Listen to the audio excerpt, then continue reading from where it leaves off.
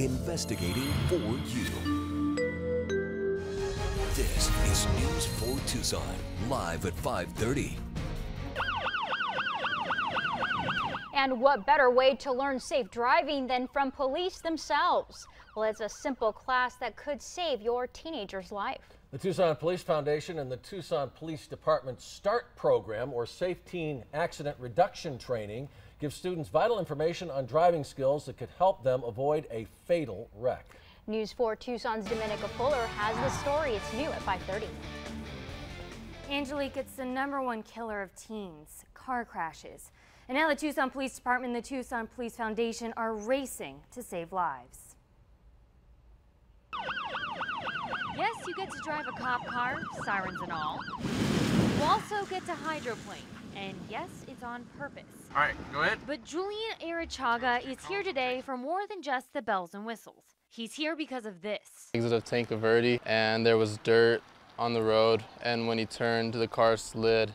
The car was wrapped around a pole, and he died on impact. Julian's high school friend Peter Farrell died last Saturday in a fatal car crash. My mom really wanted me to learn how to be safer. That's where you have to turn in what direction? Officer Albert Olivares is just one of the many START instructors that steer these kids in a safer direction.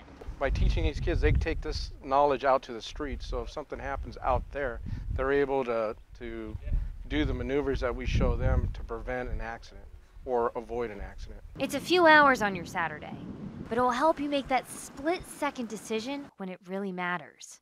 Things can happen quick, and you know, something very tragic can happen, and being just safe, smart on the road just makes your life safer and everyone else safer on the road. According to the Insurance Institute for Highway Safety, almost 3,000 teenagers died in car crashes in 2013. I'm Dominica Fuller, News 4 Tucson. Well, thank you, Dominica. Senator John McCain is touring southern Arizona already on the campaign trail for his re-election bid in 2016.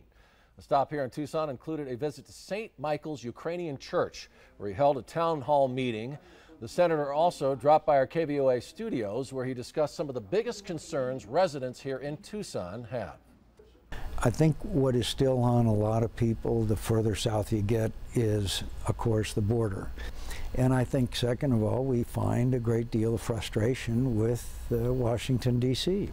That's how you get Trump, Fiorina, and Carson, all of whom have never held public office, as the leaders in our race for the Republican nomination. Senator McCain has been one of President Obama's harshest critics regarding the situation in Syria, saying, quote, "This is the inevitable consequence of hollow words, red lines crossed, tarnished moral influence, leading from behind, and a total lack of American leadership." We'll have more of my interview with John McCain tonight at 10. All right, thanks, Sean, and a good Saturday evening. Those temperatures really starting to take a tumble to start your weekend after a couple of afternoons with highs in and around that triple-digit mark. Yeah, today felt pretty nice. We're in the mid to upper 80s across the metro now. It's 88 degrees right there at the Tucson International Airport. And those winds, yeah, whenever those temperatures start to come down, those winds do pick up a little bit. They've been about 10 to 20 miles an hour throughout the afternoon, and that's just going to kind of be the case over the next couple of days. And you may have noticed a few cumulus clouds building up out there across our little corner of the state. That's ahead of our next storm system that's going to move through here. That's really going to knock those temperatures down and bring us a chance of rain. We'll talk about that in your full forecast coming up here in just a bit. Thank you for that, John. Well, developing now another possible freeway shooting, this time on the Loop 101 in Peoria. A car had a hole in the front driver's side window and 2 holes in the front passenger side window. DPS has yet to confirm if it's related to the other freeway shootings last month on the I-10. Police still are investigating.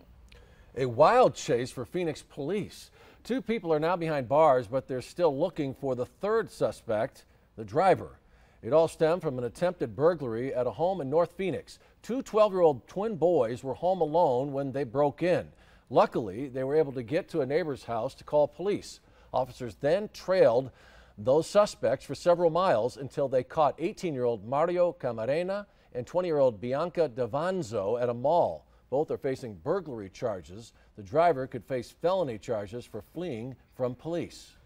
And a Hereford man is dead after an officer-involved shooting in Sierra Vista overnight. Police say 28-year-old David Diaz fired several shots at a Sierra Vista tactical team car, which had officers inside. Diaz was shot by Corporal Jeremy Wolf. Now, he's a 14-year veteran with the department. No officers were hurt, but now Corporal Wolf is on administrative leave while they investigate, which is standard protocol after an officer-involved shooting. And the Red Cross is helping out 3 people after a house fire this morning. It happened near Shannon in Orange Grove. Now, according to Northwest Fire, no one was injured. Well, Governor Doug Ducey has ordered all flags to be lowered in honor of the 34th annual National Firefighters Memorial Weekend and to remember the victims of the mass shooting in Oregon this past week. The flags will remain at half-staff until Tuesday. The latest now on that mass shooting, officials have determined what caused the death of the gunman. Authorities believe Chris Harper Mercer shot and killed himself after killing 9 and wounding 9 others at a community college in Oregon on Thursday. The motive behind the deadly rampage, though, is still under wraps at this point. And 2 Oregon University football teams will wear black ribbons bearing the initials UCC to pay tribute to those victims.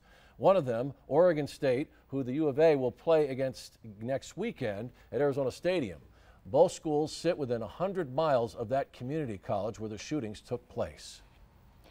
And family members have been searching for 44-year-old Janet Castrejon almost every weekend and say they continue to stay hopeful.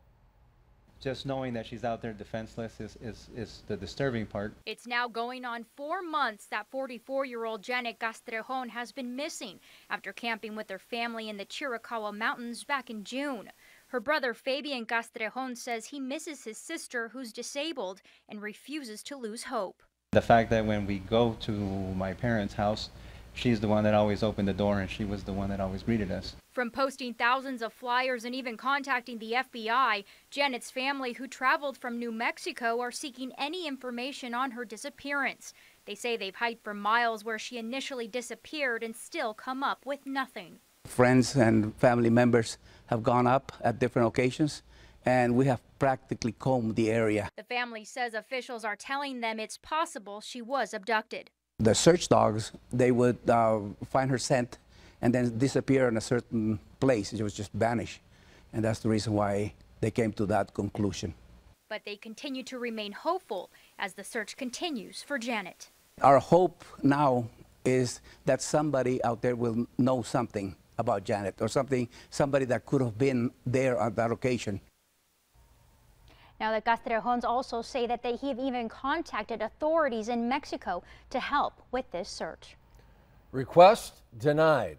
A man accused of strangling an 8-year-old Bullhead City girl will not have his case moved out of Mojave County. Attorneys for Justin Rector argued that getting an impartial jury would be nearly impossible, but the judge denied the request. Rector's charged with first-degree murder for the death of Isabella Grogan Canella just over a year ago. We, the jury, in the above entitled action, find the defendant, Orenthal James Simpson, not guilty of the crime of murder. Hard to believe it was 20 years ago today that many Americans were shocked by the verdict we just heard. O.J. Simpson was acquitted in the murder of his ex-wife, Nicole Brown Simpson, and Ronald Goldman. 2 years later, in a civil trial, Simpson was found guilty for their deaths and had to pay $25 million. He's currently in prison for unrelated charges, but could be eligible for parole in 2017. Well, coming up on News 4 Tucson at 5:30, a new craft beer shop tapping out of the popular downtown scene. And later, Hurricane Joaquin's fury unleashed, leaving the soggy East Coast in a state of emergency. Keep it here. News 4 at 5:30. We'll be right back. Investigating for you. This is News 4 Tucson.